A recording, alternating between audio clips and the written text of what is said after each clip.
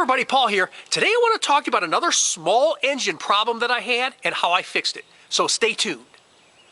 This is a Kawasaki 17 horsepower 4-stroke air-cooled gasoline engine that I have on my lawnmower. It's 20 years old and I've had no problems with the engine until the other day. What happened was I started cutting the grass and 10 minutes later the engine completely shut down. So I was able to get the engine started again, but it was doing two things it had never done before.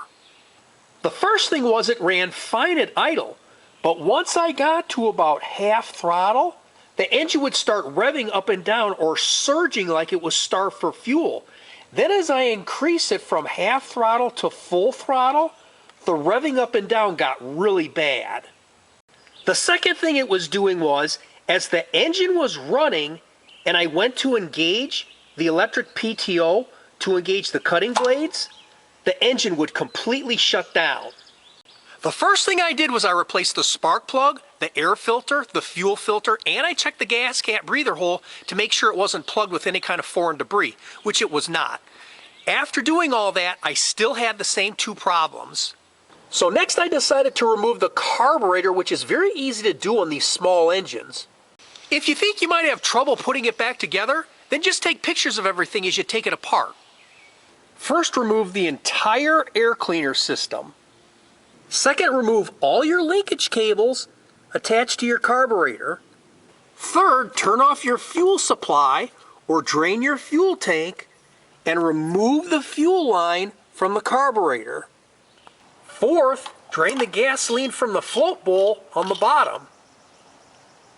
And last, with these two nuts removed, simply slide the carburetor off of the two main stud support bolts. Once I had the carburetor off, I removed the float bowl, float pin, float, and the float needle valve from the float. Right inside the area where the float was, you'll see the first main jet, which looks like this once it's removed. From the same area, I also removed the pilot jet and the emulsion tube. These can all be removed with the proper size flat-headed screwdriver.